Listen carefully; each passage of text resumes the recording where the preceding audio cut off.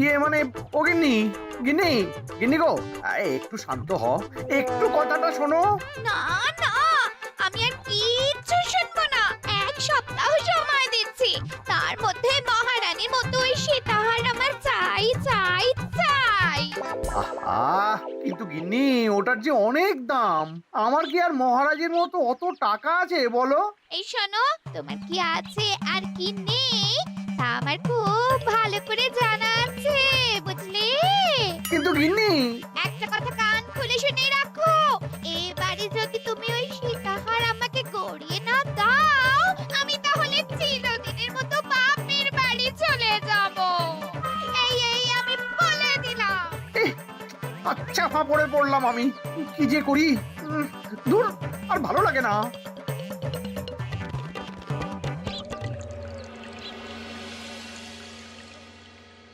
আজকে তোমাদের সকলের কাছে আমার একটা প্রশ্ন আছে। বলুন মহারাজ। আচ্ছা, ধরো তোমরা যদি এ রাজ্যের লোক না হতে, অন্য কোন রাজ্যের হতে, তাহলে তোমাদের কাছে কৃষ্ণনগর কেমন মনে হতো? মহারাজ, এক কথায় বলতে গেলে সমৃদ্ধ শক্তিশালী রাজ্য। বেশ, তা হঠাৎ এমন প্রশ্ন মহারাজ? আসলে বেশ কিছুদিন ধরেই আমি একটা কথা ভাবছিলাম। ঈশ্বরের দয়ায় আমাদের সবই আছে, তবু রাজ্যকে আরো শক্তিশালী ও অন্যান্য রাজ্যের সাথে সুসম্পর্ক বজায় রাখা একটা রাজধর্মে পড়ে। ঠিক বলেছে। ঠিক বলেছেন। বলি, তুমি কি এসব কথা কখনো ভাবো মন্ত্রী? হ্যাঁ মানে আগে রোজ না, কিন্তু কখনো সখনো বোধহয় ভেবেছিলাম। কবে শুনি? ইয়ে ওই তো কিছুদিন আগে, ওই সেদিন। এটা ঠিক কোন সেদিনের কথা বলছেন মন্ত্রী মশাই? যেদিন আকাশে ওই দুটো সূর্য উঠেছিল? তোমাকে সবকিছুতে ফোড়ন কাটতেই হবে না গোপাল, হ্যাঁ? কি আর করি বলুন, আপনার কষ্ট যে আর সহ্য হয় না। যাই হোক, মুদ্রা কথা হলো, এসব কথা মাথায় রেখে এখন আমাদের কিছু করা উচিত। কিন্তু কি করা উচিত সেটা আমি ঠিক বুঝতে পারছি না। এই একটা করে রসগোল্লা খাওয়ালে কেমন হয়? এই, তুমি থামবে? মহারাজ, আমার কাছে একটা উপায় আছে। 10 দিনের একটা মিলন মেলার আয়োজন করলে কেমন হয়? খুব বাজে হবে। একটা মেলা কত ঝামেলার কাজ সেটা বোঝো? একেই কত খরচ, তার উপর আবার অনেক লোক। মোটেই না, এটা তো দারুণ বুদ্ধি দিয়েছো গোপাল। এমন কিছুই তো চাইছিলাম। দূর, আর সবকিছুই আমার বিপক্ষে মনে হয়। দিনটাই খারাপ, আমি বরং চুপই থাকি। তাহলে সবাই শোনো, 1 সপ্তাহ পর কৃষ্ণনগর এক বিরাট বড় মিলন মেলার আয়োজন করছে, আর তার জন্য লোকজনকে নিমন্ত্রণ করার কাজ দেখবে গোপাল। যথাজ্ঞা মহারাজ। আর মন্ত্রী, ভালো করে শুনে রাখো, মেলা প্রাঙ্গণ সাজানো, ঠিকঠাক নিরাপত্তা, এসব তোমার দায়িত্ব। আচ্ছা, কিন্তু বলছিলাম যে সবকিছু ভালো করে করতে গেলে খরচও তো। ওসব নিয়ে তোমাকে চিন্তা করতে হবে না। যত খরচই হোক আমাকে বলো, আমি দেব। আরে বাস, তো দারুণ ব্যাপার। এই ফাঁকে যদি কিছু আমারও লাভ হয়ে যায়, তাহলে গিন্নির গলার হারটার কিছু একটা করতে পারবো। বেশ, তাহলে প্রত্যেকে নিজেদের কাজ শুরু করে দাও।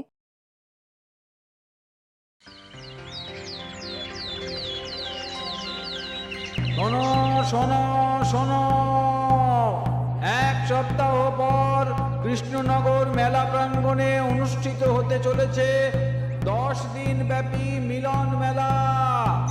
সকল গ্রামবাসীকে এই মেলায় আসার জন্য আমন্ত্রণ জানানো হচ্ছে। শোনো শোনো শোনো।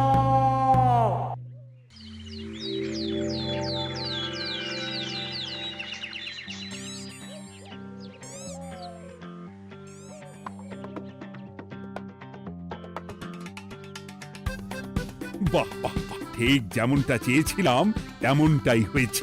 আর এসব কিছুর জন্য আমি গোপালকে ধন্যবাদ জানাতে চাই। কি যে বলেন মহারাজ, এই কৃষ্ণনগর তো আমার নিজেরই পরিবার। সেসব আমরা খুব ভালো করেই জানি গোপাল। আদিক্ষেতা একেবারে উতলে পড়ছে। এসব দেখে গা জ্বলে যায়। তোমার এই এত ভালো বুদ্ধি দেওয়ার জন্য আমি তোমাকে 50টি স্বর্ণমোহর উপহার দিতে চাই। এটা কি হলো? এরকম হলে কিন্তু আমি খেলবো না। কেন মন্ত্রী, তোমার আবার কি হলো? আমিও তো মেলার আয়োজন করেছি, তাহলে গোপাল একা কেন উপহার পাবে? সে তো মেলার জন্য অনেকেই কাজ করেছে, কিন্তু আসল বুদ্ধিটা তো দিয়েছে গোপালই।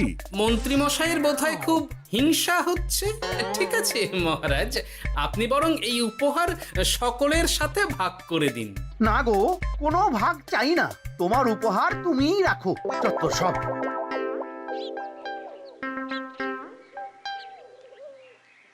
আমার কি এত খারাপ দিন এসেছে নাকি যে আমাকে গোপালের থেকে পুরস্কার নিতে হবে? অনেক হয়েছে। না না না, এবার আমাকেই কিছু ভাবতে হবে মনে হচ্ছে।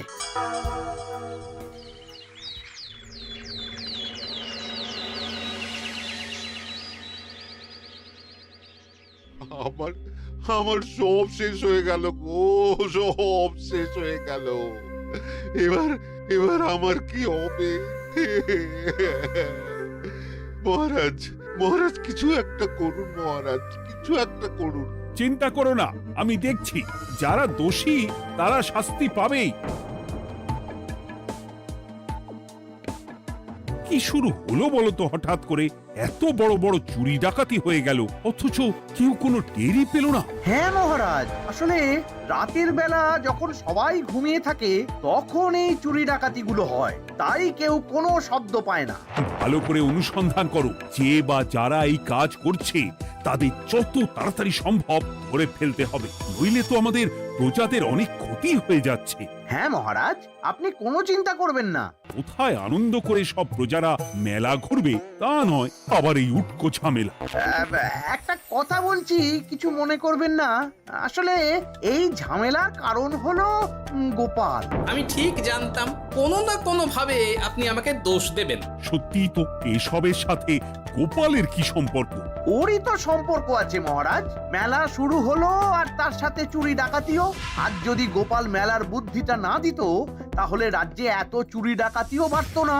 মানছি মন্ত্রী মশাই, মেলার বুদ্ধিটা আমার, কিন্তু মেলার নিরাপত্তা রক্ষা তো আপনার দায়িত্ব ছিল। যদি মেলা থেকেই এই ঝামেলা শুরু হয় তাহলে তো আপনার কাজেও ফাঁক আছে। মুখ সামলে কথা বলো গোপাল। আহ, তোমরা একটু থামবে? এখন নিজেদের মধ্যে ঝামেলা করার সময় নয়। সবাইকে একসাথে কাজ করে আসল চোর ডাকাতদের ধরতে হবে, তারপর বোঝা যাবে কার দোষ ছিল আর কার নয়। আগে মহারাজ।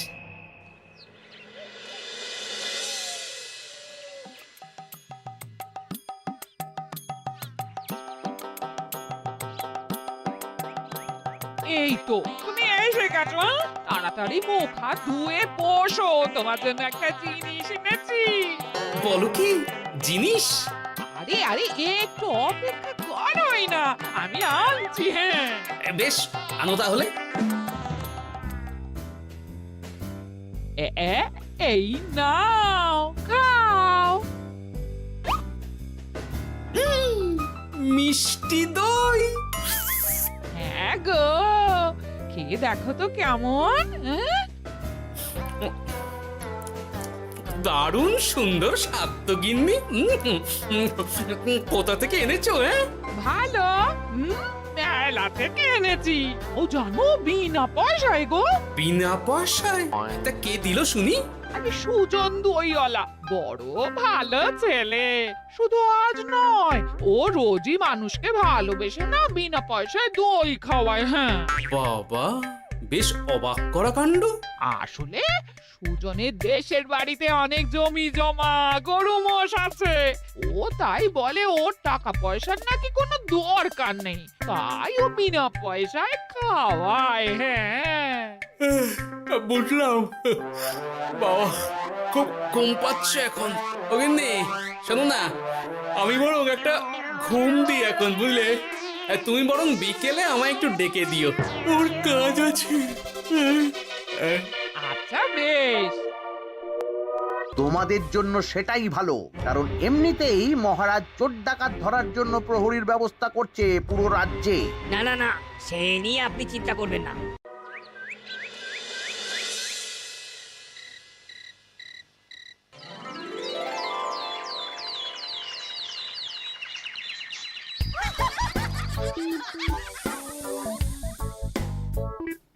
কই গো? ওরে আর কতক্ষণ ঘুমোবে? সকাল তো হয়ে গেল। সে কি গিন্নি, সকাল? তোমাকে যে আমি কতবার বললাম আমাকে বিকেলে ডেকে দেবে। তা বলি কবেকার বিকেল?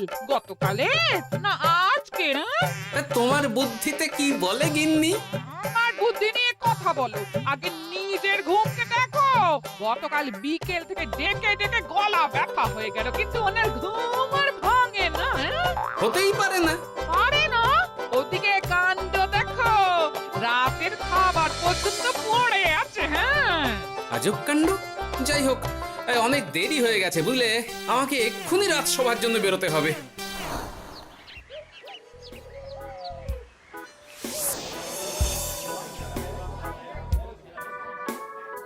বাবা, এত ভিড় কি আছে এখানে? একটু কাছে গিয়ে দেখি তো। সত্যি সত্যি ভাই সুজন, তোমার হাতে জাদু আছে। এত সুন্দর মিষ্টি দই, এ স্বাদ ভোলার নয় ভাই। আচ্ছা, তাহলে এই হলো সুজন দইওয়ালা। ভালো মিষ্টি দই আছে, নেবে নাকি গো? পয়সা লাগবে না। জানি তো, সত্যি দারুণ স্বাদ এই দইয়ের। আমি খেয়েছি তো। তবে আজ নেব না গো, কাল এসে নিয়ে যাব। আচ্ছা আচ্ছা আচ্ছা।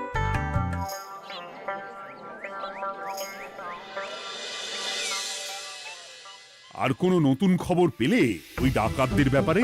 না মহারাজ, এখনো ঠিক ধরতে পারিনি। ওরা বোধহয় বুঝতে পেরে গেছে যে আমরা খোঁজ করছি। মহারাজ, আমার মাথায় একটা নতুন বুদ্ধি এলো। রাতের বেলা করে সব বাড়িতে পাহারা দেওয়া শুরু করলে কেমন হয়? সব চুরি তো রাতেই হচ্ছে।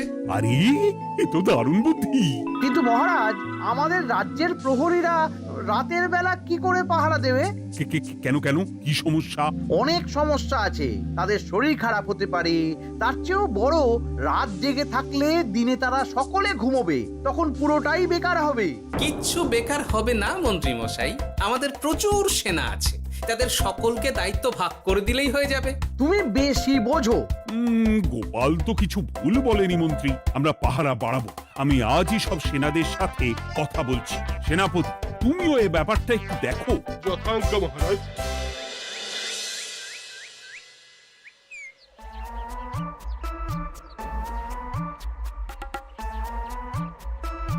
চোর ডাকাতদের ধরার জন্য যদি একটা সূত্রের হদিশ পাওয়া যায় তাহলেই কেল্লা ফতে, কিন্তু সেটাই পাওয়া যাচ্ছে না বলেই এত সময় লাগছে। আরে, ওটা মন্ত্রী মশাই মনে হচ্ছে না? আড়ালে দাঁড়িয়ে এরকম কার সাথে কথা বলছে? এবার আমি যা বলছি ভালো করে শোনো।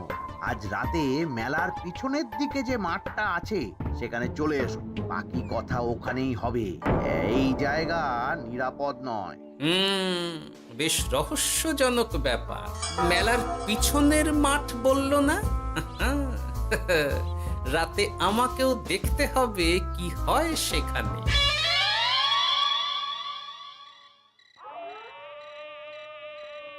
উফ, কি মশা রে বাবা! কখন থেকে দাঁড়িয়ে আছি, মন্ত্রী মশাইয়ের পাত্তা নেই কেন?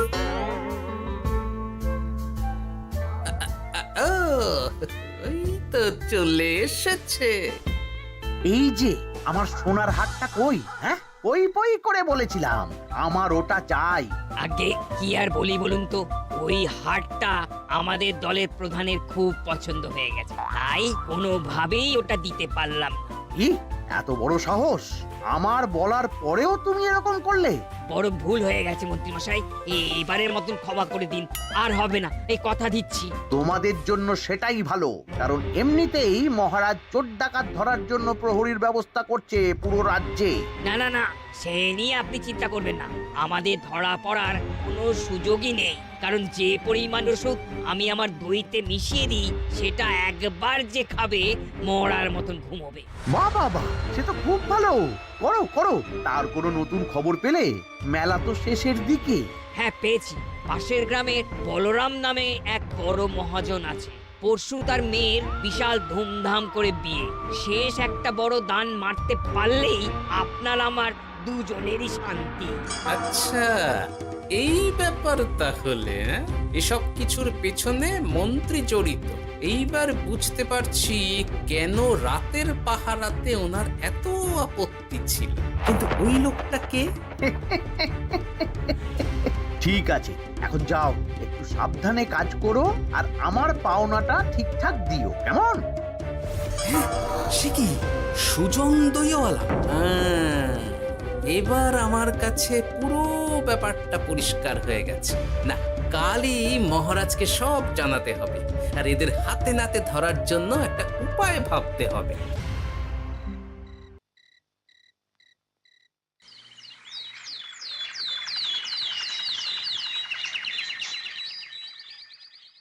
আরে এসো এসো, তোমার জন্যই তো অপেক্ষা করছিলাম। কি এমন জরুরি কথা আছে যে একান্তে দেখা করতে চাইলি? কোন মুখে বলি মহারাজ, সর্ষের মধ্যেই যখন ভূত তখন আর কি।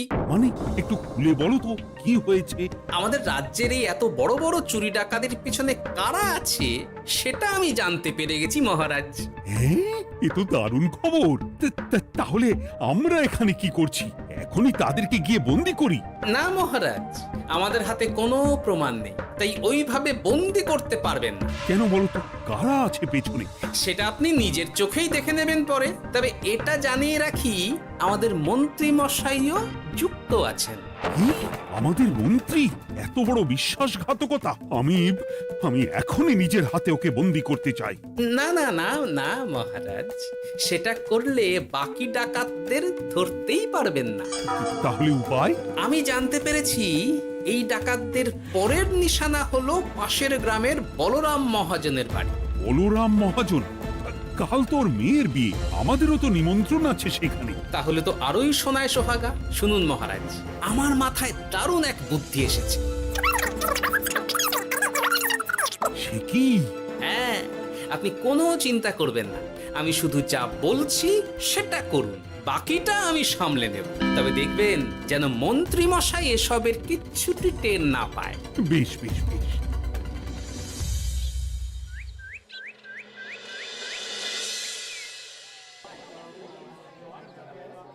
আর তো কিছুক্ষণ, এরপরেই তো সন্ধে নামবে। তোমার সবকিছু তৈরি তো? হ্যাঁ মহারাজ। আরে মহারাজ আর গোপাল কানে কানে এত কি কথা বলছে, আমাকেও জানতে হবে সেটা। ওই যে আসছে মরকটটা, আমার আর ওকে এক মুহূর্ত সহ্য হচ্ছে না। মনে হচ্ছে গুদুম গুদুম করে ওর মাথায় গাঁটটা মারি। শান্ত হন মহারাজ, দয়া করে শান্ত হন আর একটুখানি। তারপর আপনি মন্ত্রী মশাইয়ের সাথে যা ইচ্ছে করবেন। ওর আমি বরং অন্যদিকে যাই, মুখ দেখলেই আমার মাথাটা গরম হয়ে যাচ্ছে। সেই ভালো। কি হলো ব্যাপারটা? যাই হোক, আর তো কিছুক্ষণ, তারপর আমার বিশাল লাভ হবে। বরং ততক্ষণ আমি পেট পুজো করি।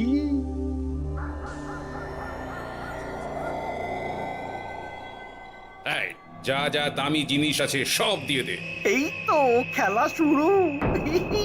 এবার আর আমায় পায় কে? ও বাবা, এরা আবার কারা? সত্যি গোপাল দারুণ চাল চেলেছে।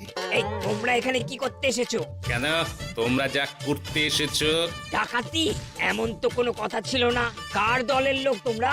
মন্ত্রী মশাইয়ের দলের লোক। এই রে, কি বলছে সব? কোথায় কোথায়? এই মন্ত্রী মশাই, এই কি বলছে এরা?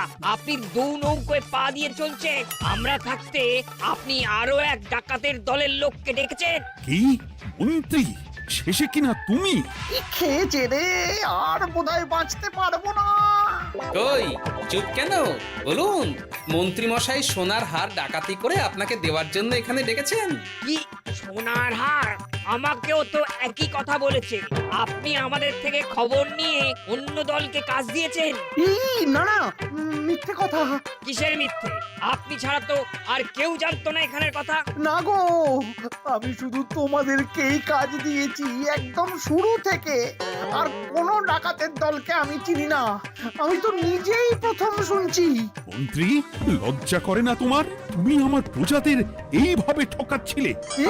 ইয়ে মানে মহারাজ, আমি আসলে অনেক হয়েছে মন্ত্রী মশাই, আপনি ধরা পড়ে গেছেন। প্রহরী, বন্দি করো সবাইকে, আর মন্ত্রীকেও। আমাকে ক্ষমা করে দিন মহারাজ, আমি ইচ্ছা করে এটা করিনি। আসলে আমার গিন্নি কদিন ধরেই মহারানীর সীতাহারের মতো দেখতে হার বায়না করেছে। তার জন্য তুমি নিজেদের লোকেদের থেকেই চুরি করবে? আর কি করব বলুন, এক সপ্তাহের মধ্যে হার না দিলে বাড়ি ছেড়ে চলে যাবে বলেছে। তাই আমি এখন আপনি যেটা করেছেন সেটা যদি আপনার গিন্নি জানতে পারে তাহলেও বাড়ি ছেড়ে চলে যাবে। শাস্তি তো তোমাকে পেতেই হবে মন্ত্রী। আয়, কে আছো? শোনো, মন্ত্রীকে মুখে কালি মাখিয়ে গাধার পিঠে বসিয়ে সারা রাজ্য ঘোরাও, এটাই ওর যোগ্য শাস্তি। আর গোপাল, তোমার বুদ্ধির প্রশংসা করতেই হয়। তোমার পুরস্কার আমি কাল রাজসভায় দেব। দূর দূর জীবনে